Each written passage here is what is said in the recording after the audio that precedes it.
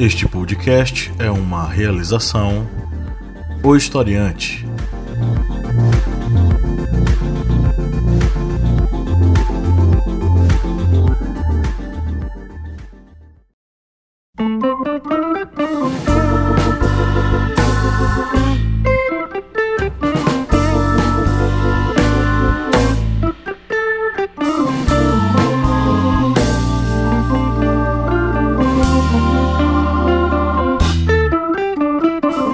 Olá, ouvintes, bem-vindos mais uma vez ao podcast do Historiante, o seu podcast sobre as ciências humanas, com a missão aqui de contribuir com a sua formação acadêmica, sua formação aí, enquanto ser pensante nesse mundo louco em que nós estamos vivendo. Eu sou o professor Pablo Magalhães, essa é a Minipédia, nosso programa do início da semana, que geralmente entra ou na segunda ou na terça. A gente anda muito relapso em relação a isso, e comigo, como sempre, do outro lado da mesa, a mesa virtual, obviamente, está o senhor Kleber Roberto. Deus Vult. Deus Vult, né, Kleber? O pessoal anda usando muito essa frase. O pessoal, acho que não está estudando muito sobre o contexto dessa frasezinha, e nós vamos aqui nessa minipédia explicar um pouco, tanto o contexto como uma das, digamos, apropriações medievais mais utilizadas ultimamente. Kleber, o que é que você acha dos templários paulistas, hein? Os templários lá da capital de São Paulo. Os templários de condomínio? Esses mesmo. Rapaz, é um pessoal que eu acho que dificilmente deve ter estudado alguma coisa sobre o que foram realmente os templários, o contexto das cruzadas. Pegaram esse contexto dos templários só por uma questão religiosa, estão apropriando disso como a proteção da cristandade, dos ideais judaico-cristãs contra os comunistas, o fantasma do comunismo. Uma apropriação muito louca, né? Esses últimos dias estão sendo muito loucos, então eu acho que eu não vou nem mencionar muito, porque de repente aparece um templário bem aqui e começa a gritar Deus Vult, né? Então vamos dar continuidade aqui. Você que está nos ouvindo, antes da gente entrar na nossa pauta, eu tenho alguns recadinhos para você. Eu acho que você já notou que a gente vai falar sobre os templários, mas antes disso, vamos para os nossos recadinhos. Se você nos escuta há um bom tempo, curte nosso conteúdo, que tal você ser um apoiador? Com certeza, e apoiar o Historiante não é nada difícil, é facílimo e é também baratíssimo. Você vai no nosso Apoia-se, você vai digitar lá na sua barra de endereços do seu navegador que você utiliza, apoia.se/historiante, e você poderá contribuir com, olha só o quanto é barato, com R$4, com o valor de 3 miojos de um copo de cloroquina, você vai estar contribuindo com o Historiante. Você fará parte do nosso grupo secreto no Facebook, terá também acesso a materiais exclusivos nesse grupo secreto, e assim que esse período de quarentena passar, você vai estar participando do sorteio mensal de livros, que é algo que estamos ressalvando muito. Os sorteios não estão sendo feitos devido à dificuldade de locomoção de correios, atrasos, mas assim que o período da quarentena passar, voltaremos aí com sorteios de livros para os apoiadores. É isso aí, então siga aí os conselhos de Kleber, seja um apoiador, vá no apoia.se/historiante e contribua a partir de R$4 mensais. Conheça a família Historiante de podcasts. Além desse aqui, que você escuta toda semaninha, religiosamente, você vai ouvir também o Correspondente de Guerras, a voz que narra os principais conflitos ao redor do mundo, o podcast em formato de storytelling, capitaneado aí pelo senhor Kleber Roberto, e o podcast das Arretadas, com vozes, olhares e perspectivas femininas e feministas sobre assuntos sociais, sobre assuntos os mais variados. Você vai encontrar lá no feed das meninas, né? Então, a missão de hoje é você abrir o seu agregador e assinar o feed dos outros podcasts da família Historiante. E você sabia que você pode também ser o nosso aluno? Além dos podcasts, além dos vídeos, você pode cursar aí os nossos minicursos online disponíveis no nosso site, ohistoriante.com.br. Você vai ter aí cursos sobre história oral, teoria e métodos. Você vai ter o minicurso sobre a ditadura militar, os anos de chumbo no Brasil, dentre vários outros que estão lá disponíveis para você cursar, além dos nossos minicursos disponíveis apenas para os nossos apoiadores. Nós temos lá a escrita da história e mitologias. Então seja seja nosso aluno sendo apoiador ou se inscrevendo nos nossos cursos lá no site. A inscrição é baratinha demais, R$ 59,90, você se matricula, você cursa as nossas aulas e ainda recebe um certificado de 30 horas acadêmicas. Aí você que é estudante, você que está ouvindo a gente, faz curso de história, curte o historiante, seja nosso aluno também. Baixe nosso aplicativo lá na Play Store. Você que quer estudar onde você quiser, você que é estudante aí que está se preparando para os vestibulares da vida, para esse Enem que vão fazer de todo jeito, a ferro e fogo, baixe nosso aplicativo. Ou se você quer só ampliar os seus conhecimentos, você nesse momento de dificuldade, você está aí sem conseguir ter tanto acesso a material EAD, enfim, baixe nosso aplicativo, ele é gratuito, primeira coisa boa. Segunda coisa boa, você tem aulas em áudio para você ouvir aonde você quiser, quando você quiser, sobre os vários temas aí das ciências humanas. Você tem simulados para você exercitar os seus conhecimentos e você ainda tem material de leitura, apostilas, tá? Cards de resumo. Então tem muita coisa bacana lá para você estudar onde você quiser. E o mais bacana de tudo é que tá tudo na palminha da sua mão, no seu celular. Então baixe nosso aplicativo e estude conosco ainda mais, né? Através dessa ferramenta bem bacana.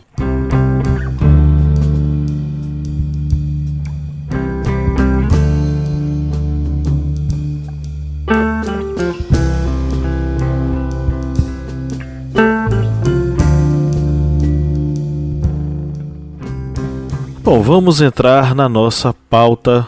Os templários, eles são tema muito recorrente de estudos históricos, né, medievais, mas também de readaptações e reapropriações nesse mundo louco em que nós estamos vivendo. Aqui no Brasil nós temos um movimento aí de retorno aos templários, de resgate dos templários, só que é um resgate complicado e enviesado, porque é um resgate aí e uma apropriação de uma direita conservadoríssima que vê nos templários um grande exemplo dos lutadores da fé, os lutadores pela fé, né, bicho? Isso mesmo. E o pessoal também até faz uma certa misturando os cruzados, hospitalários, templários, achando que é tudo um balaio de só, mas não, é cada um em seu quadrado. Vamos só recordar que as cruzadas, elas foram exortadas, convocadas por Urbano II lá em 1095. Ao todo foram 9 cruzadas. Esse termo cruzadas já é posterior aos eventos, porque os militares, nobres, condes, enfim, quem participava da cruzada, daquele evento, ele tomava a causa da cruz, mas não tinha esse nome cruzada para o evento. Isso aí só é posterior. E houve a tomada de Jerusalém na primeira cruzada oficial, que foi a cruzada dos nobres, e foi em 1099. E com a tomada de Jerusalém, foi se estabelecendo o Reino Latino do Oriente. E com o estabelecimento de um Reino Latino e com o maior fluxo de peregrinos para aquela região, era necessário uma força militar para fazer a proteção desses peregrinos, já que era um trajeto tanto longo como também um trajeto muito perigoso. Para a gente reconstruir o princípio, né, do que foram os templários, eu vou recorrer aqui ao historiador Alain de Murger com o livro Os Templários, uma cavalaria cristã na Idade Média. Esse livro aqui, Kleber, lembra um livrão que eu comprei ainda na graduação, lembra, Kleber? Você comprou, leu, e eu peguei e depois comprei.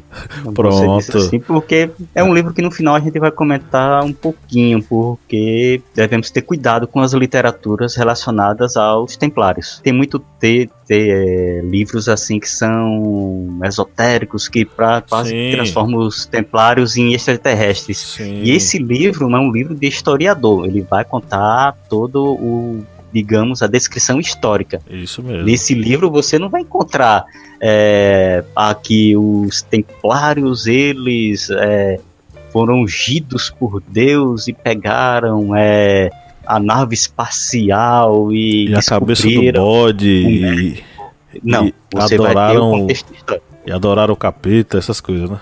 Porque tem que ter muito cuidado com as literaturas relacionadas aos templários, que tem muita coisa aí que é complicado. E esse livro é fantástico, né? É um livraço, então a pessoa que está ouvindo aqui a gente não pensa que é um livrinho, é um livraço com muita coisa bacana. Logo aqui no capítulo 1, ele vai levantar aqui 3 relatos da época sobre os Templários. Um deles é de Guilherme de Tiro, que ele fala o seguinte: ao longo do mesmo ano, no caso 1120, alguns nobres cavaleiros da ordem equestre, homens devotos a Deus e animados por sentimentos religiosos, consagraram-se ao serviço de Cristo e professaram entre as mãos do patriarca viver para sempre segundo o costume dos cônegos regulares, na castidade, na obediência e sem bens próprios. Os primeiros e mais distintos deles foram 2 homens veneráveis, Hugo de Pains e Godofredo de Saint-Omer. Como não tinha nem igreja nem domicílio determinado, o rei lhes concedeu por certo tempo um alojamento em seu palácio, situado ao lado do Templo do Senhor, Templo Domini, a Cúpula da Rocha do Sul. Os cônegos, trata-se dos cônegos do Templo Domini e não do Santo Sepulcro, também lhes concederam o local que lhe pertencia no caminho do palácio para seus exercícios sob certas condições. O outro relato é de Jacques de Vitry, bispo de Acre, que vai escrever a História Orientalis seu Hierosolimitana. Ele vai dizer o seguinte: alguns cavaleiros amados por Deus e ordenados a seu serviço renunciaram ao mundo e se consagraram a Cristo. Por votos solenes pronunciados diante do patriarca de Jerusalém, engajaram-se em defender os peregrinos contra os salteadores e ladrões, em proteger os caminhos e servir de cavalaria ao soberano rei. Observam a pobreza, a castidade, a obediência, segundo a regra dos cônegos regulares. Seus chefes eram 2 homens veneráveis, Hugo de Pains e Godofredo de Saint-Omer. E o terceiro relato que ele vai abordar é de Ernu. Ele era escudeiro do Balian de Ibelin. A galera que gosta do filme As Cruzadas vai lembrar que Balian de Ibelin é um dos personagens lá. Ele é o cara que vai negociar a rendição de Jerusalém com Saladino em 1187. E Ernu, escudeiro, né, a serviço de Balian, vai escrever o seguinte: quando os cristãos conquistaram Jerusalém, muitos cavaleiros dirigiram-se ao Templo do Sepulcro, e muitos chegaram depois, vindos de todas as terras, e obedeciam aos priores do sepulcro. Haviam bons cavaleiros donatos. Donato é um cavaleiro laico que se entrega a uma ordem, é como se ela doasse seu corpo. Então ele era chamado de Donato, que dizia o seguinte: abandonamos nossas terras e nossos amigos e para cá viemos pela lei de Deus, para elevá-lo e exaltá-lo. Se estamos aqui detidos para beber, para comer e para gastar sem trabalhar, nem fazer nada, nem pegar em armas, é porque a necessidade está na terra. E não pegamos em armas, se não pegamos em armas é porque obedecemos a um sacerdote. Naquele tempo o rei era Balduíno II. Dirigiram-se a ele e lhe disseram: Senhor, por Deus aconselhai-nos, pois assim ordenados pensamos em fazer mestre a um de nós, para que nos conduza em batalha e assegure a terra. O rei ficou muito contente e disse de bom grado que os aconselharia e os ajudaria, né? Enfim, nós temos aqui também o relato de um cristão jacobita chamado Miguel o Sírio, que diz que no começo do reino de Balduíno II, um franco veio de Roma para rezar em Jerusalém. Ora, esse homem, cujo nome era Hugo de Paim, aceitou o conselho do rei, que era de proteger os peregrinos contra ladrões, e juntou-se com 30 cavaleiros que o acompanharam, né, para a criação de um grupo de lutadores em nome da fé.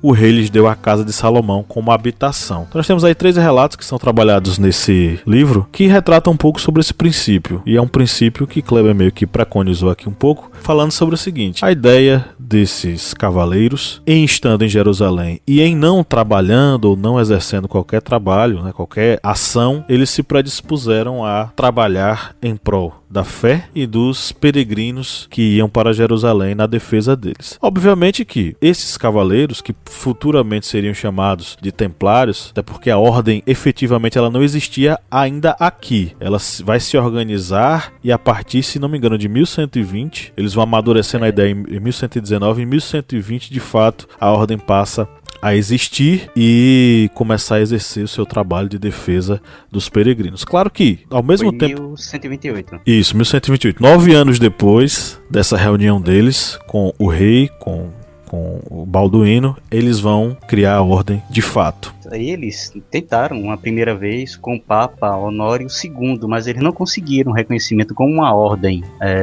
religiosa militar. Mas aí, com o apoio de Bernardo de Claraval, como era um religioso muito influente dentro da igreja, ele conseguiu, junto ao Papa Inocêncio II, no Concílio de Troyes, de 1128, a liberação para ser criada a Ordem dos Templários. E também ressalvando o seguinte, que quando se fala templários, sempre se lembra da cavalaria, mas os templários, eles não eram apenas cavalarias, eles eram uma grande força, um grande corpo militar, era uma grande ordem que aí unia os próprios cavaleiros, infantaria, soldados a pé, escudeiros, armeiros, ou seja, tinha uma grande estrutura por trás desta ordem. E lembrando também que eles não eram a única ordem que operava nessas guerras entre a cristandade e o mundo muçulmano, pois outras ordens também tinham funções dentro dessa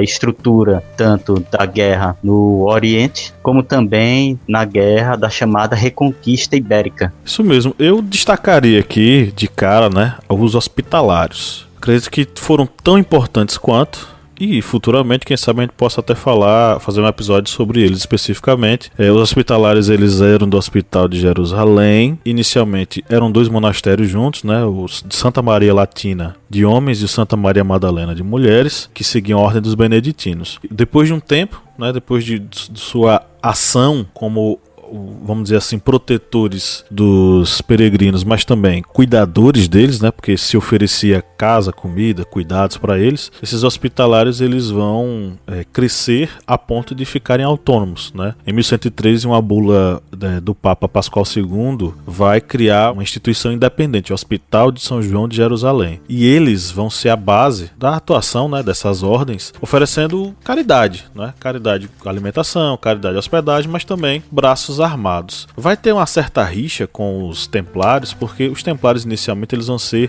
alimentados pelos hospitalários. Tem até uma frase que se falava aqui, o Alan coloca aqui, e é inclusive o Ernu, o escudeiro do Balian, que vai falar que esses templários, esses proto-templários que trabalhavam para o Santo Sepulcro, né, a gente tem que lembrar que os templários, eles, antes de serem templários, eles eram o braço armado do Santo Sepulcro, né, da abadia do Santo Sepulcro, dos monges, né, do Santo Sepulcro. Ele vai dizer que esses prototemplários, eles recebiam do hospital os restos de alimento. É forte isso, mas é basicamente o que acontecia. Eles eram alimentados pelos hospitalários e pouco a pouco eles vão começar a se distanciar um do outro, né? O próprio hospital, ele vai deixar de seguir a regra de Santo Agostinho e a gente vai ter aqui, por exemplo, que esses cavaleiros, que eram cavaleiros inicialmente laicos, eles vão passar a ser entendidos, né, como indivíduos com duas naturezas, uma natureza monacal e uma natureza de guerra. É tanto que eles vão ser chamados de Militia Christi, né, os cavaleiros de Cristo. Colocando duas coisas muito distintas juntas. Uma coisa era a fé e outra coisa era a guerra. Até então, até esse momento, eram coisas completamente distintas, mas a partir daqui vai se construir a ideia de guerra santa ou guerra justa. E essa guerra justa justifica que alguém pegue em armas para matar alguém em nome de Deus. Que esse era um dos, digamos, dilemas da própria igreja, já que era, digamos, um impacto logo de cara em um dos mandamentos, que é o não matarás. Aí de repente tem uma ordem religiosa que mata, mas aí deu-se essa modificação, está matando para defender a fé.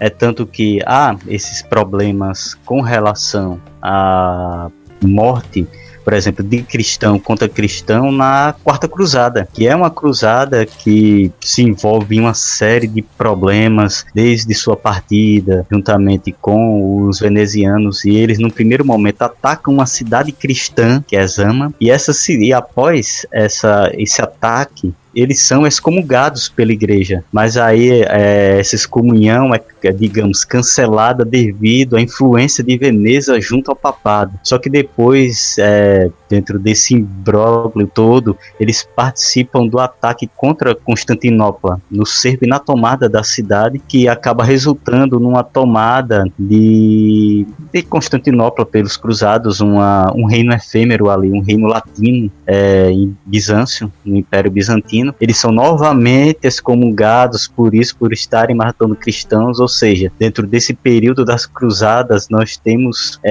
esse embate, que nós não vamos entrar nisso porque chega ao seu embate teológico desse não matarás, até que ponto chega esse momento desse problema do matar o infiel ou matar o cristão, o momento em que há essa ruptura. Isso aí dá até um tema de uma minipédia, né? Porque se a gente entrar nisso aqui vai tempos. Claro. A gente falou sobre São Bernardo. São Bernardo de Claravaux, ele era membro dos monges cistercienses. Inicialmente, tem uma história de que ele não... O Hugo de Pains, que foi o primeiro mestre da ordem, ele insistiu muito para que São Bernardo ele aceitasse, a gente vai chamar de São Bernardo porque ele é santo pela Igreja Católica. São Bernardo de Claravaux. Ele demorou muito para aceitar os pedidos de Hugo, para que ele criasse um texto que justificasse a existência dos templários. E aí, depois de muita insistência, e São Bernardo disse que foi 1, 2, 3 vezes que Hugo de Pains tentou me exortar para escrever alguma coisa sobre os templários, ele acaba aceitando e acaba virando o grande construtor ideológico da ideia do monge cavaleiro, né? Tem até uma fala dele, do próprio Bernardo, falando sobre esse assunto, que é o seguinte: a tal ponto, o próprio São Bernardo associa a palavra monges e cavaleiros, a tal ponto, e aí São Bernardo falando, que eu quase hesitaria diante do nome que mais lhe convém.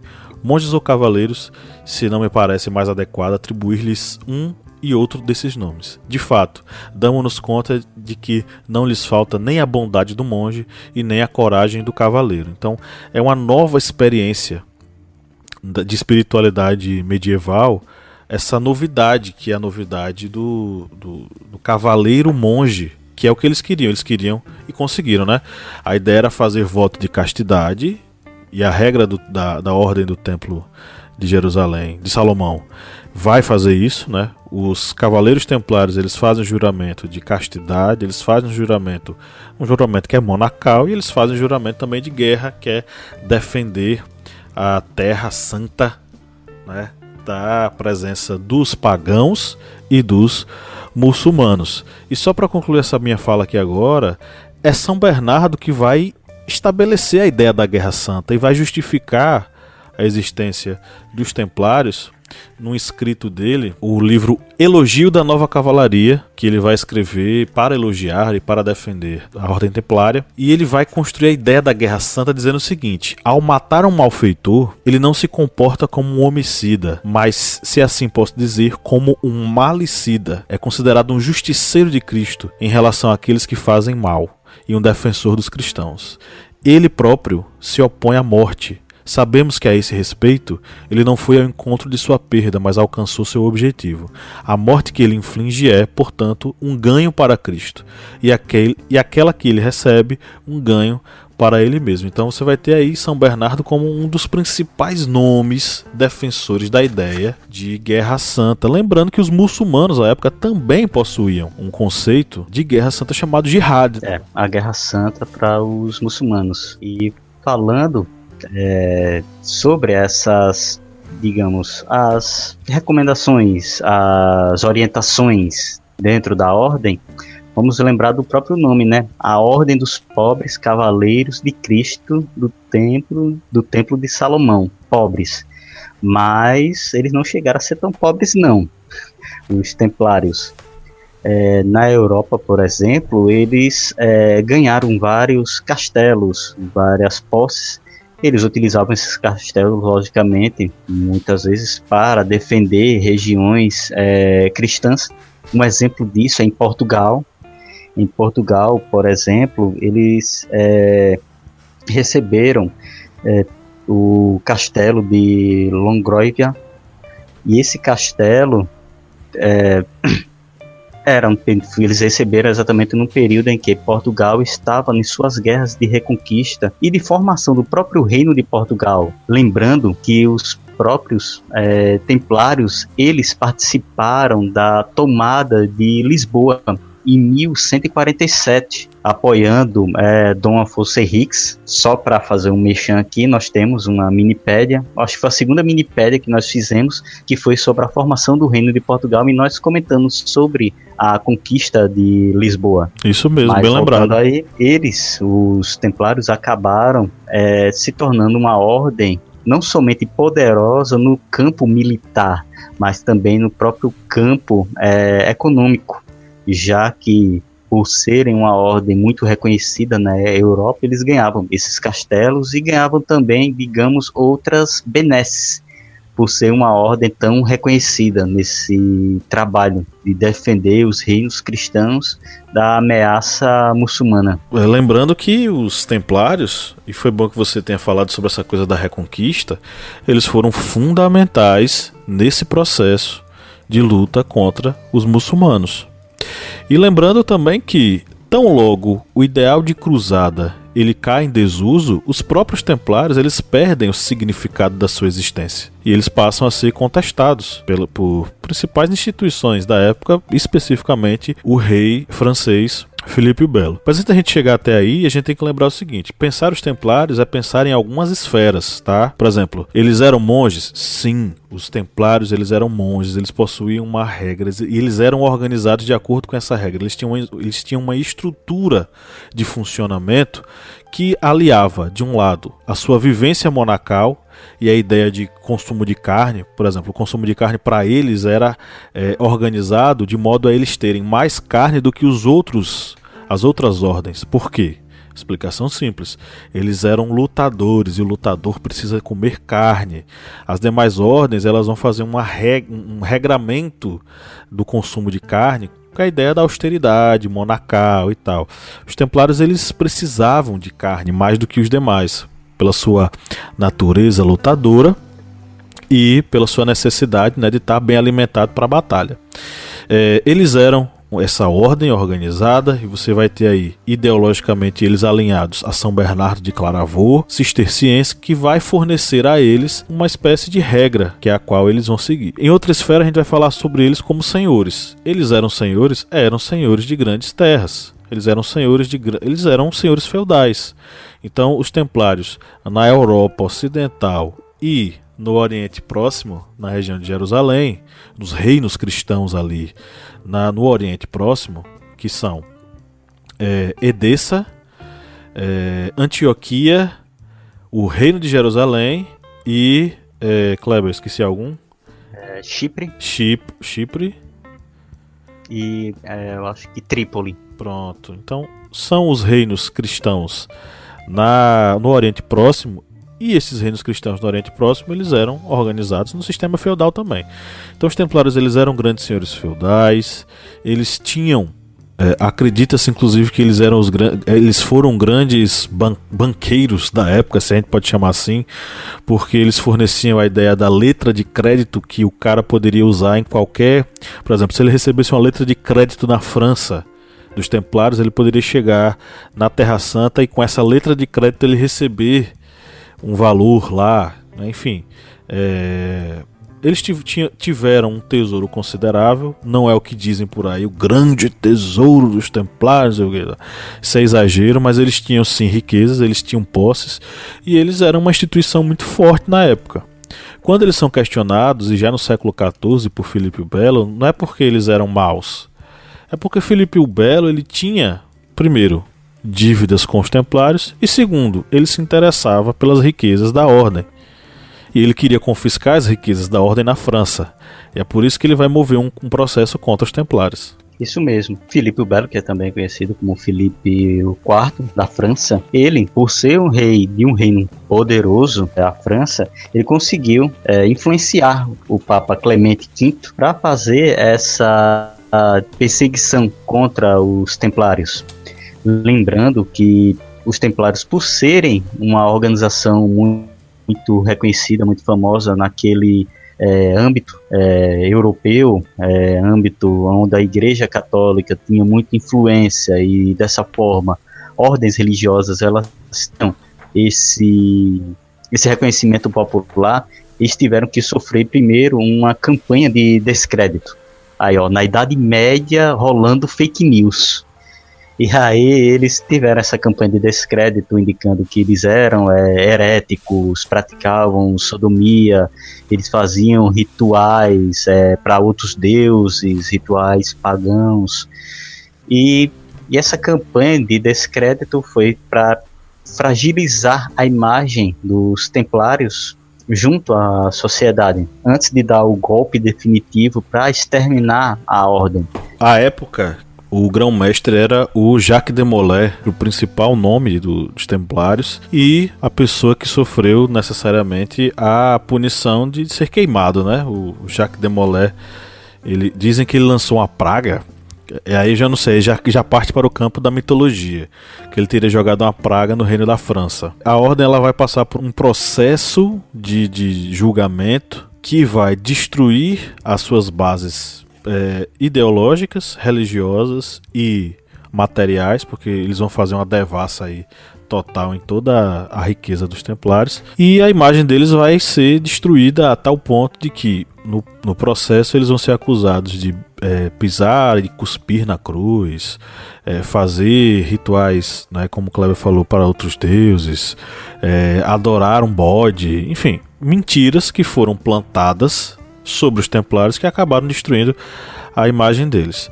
Algumas pessoas indicam que os templários eles possam ter continuado depois, né? Aí você vai ter, por exemplo, a Ordem de Cristo em Portugal, que pode ter sido a continuadora dos templários. Falar sobre essa questão das continuações é complicado, porque a instituição templários, né, a Ordem do Templo, ela vai acabar no século XIV. Ela não vai ter uma continuação. Agora, você pode se perguntar, será que alguns membros dos templários acabaram se dirigindo para outras ordens e se mantendo? Talvez. Mas fora isso é campo de especulação e forçação de barra, né? A maçonaria é a continuadora dos templários. Na verdade não é, né? A maçonaria ela vai ter ideais muito característicos seus e outras influências ideológicas, vamos dizer assim. Mas os templários de fato eles acabam no século XIV. Agora, o que acontece depois disso, e por exemplo o que hoje os jovens paulistanos fazem, trazendo de volta os templários e se vestindo como templários nas ruas, aí já é pataquada, como diz aqui na região. É tentar se apropriar de uma ordem, por esse quesito de uma ordem que defende os cristãos, aí se pega essa imagem e tenta se vincular a um movimento que não tem nada disso. Já que os templários eram uma ordem que era voltada tanto para esses votos de pobreza, e com certeza esses templários de condomínio eles não vão fazer voto de pobreza nenhum.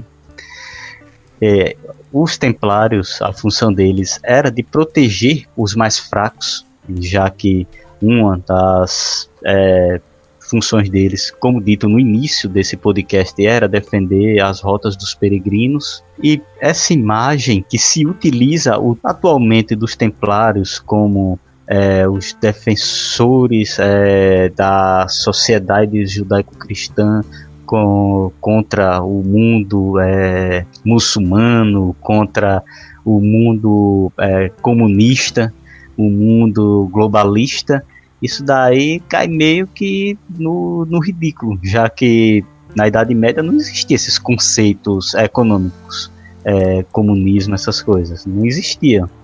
Ou seja, está tentando desvirtuar alguma coisa em benefício próprio. Cuidado com as biografias, os livros, biografias que sejam relacionados aos templários. Tem muita coisa boa, como o livro que nós estamos utilizando, Os Templários, de Alain de Mougen. Mas tem muita coisa ruim aí também, que as pessoas têm que ter cuidado. Porque tem muitas coisas, como dito pelo professor Pablo aqui no final, que vão fazer a ligação dos templários com outras ordens, grupos religiosos, Illuminatis, não sei o que. Ó, cuidado com isso aí. Você, quando pegar um livro relacionado aos Templários, vai lá atrás, vai lá ver as referências bibliográficas, vai ver a fonte de pesquisa desse historiador. Não vai pegar o livro do youtuber fulano de tal, do influencer fulano de tal, cicrano, beltrano, que nunca leu um livro de história e está lá fazendo um livro baseado em nada, baseado nas vozes na cabeça. Isso é complicado. É isso aí, cuidado. A nossa indicação é Os Templários, né, do Alain de Buyger. Um livraço aqui, 790 páginas, muito bom. Mas também indico o livro do Jean Fleury, A Cavalaria, que é interessante também para entender como se construiu esse ideal, né, do cavaleiro medieval, que de certo modo também está ligado aos Templários. Bom, chegamos ao final da nossa minipédia. Um grande abraço para você, criança, e tchau, tchau. Deus vult!